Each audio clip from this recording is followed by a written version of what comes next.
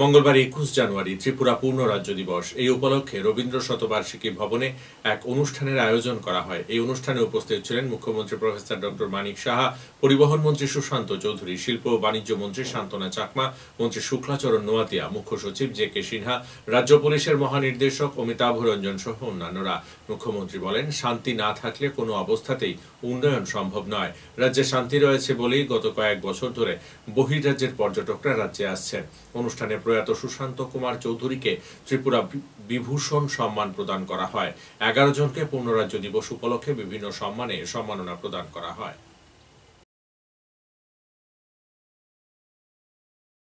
Acute তখন condition, সেই কন্ডিশনে আমাদের গার্জিয়ানরা আমাদের উপর সাংঘাতিক বারবার আসতো, আমাদের প্রেশার দিচ্ছিল যে আমাদের ছেলে মেয়েদের ওখান থেকে আনার ব্যবস্থা করো। আমি ইউনিয়ন মিনিস্টার এভিয়েশনে ওনার সাথে আমি কথা বললাম। রাত্রে 12টার সময় উনি ফ্লাইটের ব্যবস্থা করলেন।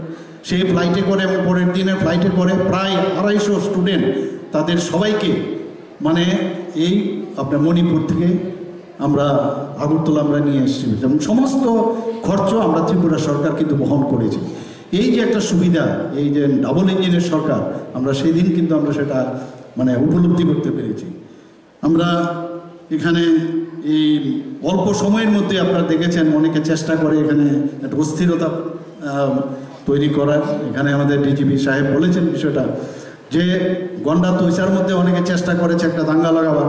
উইদিন 3 days সেটাকে কিন্তু আমরা অ্যাড্রেস করেছি, সেখান থেকে আমরা কিন্তু শান্তি প্রতিষ্ঠিত করতে পেরেছি। এর আগেও আমরা ধর্মনগরের কাছে যেটা নর্থ ডিস্ট্রিক্টে, সেখানেও একটা দাঙ্গা ব্যবস্থা করেছিল, সেখানেও আমরা উইদিন 3 days আমরা সেই শান্তি প্রতিষ্ঠিত করতে পেরেছি।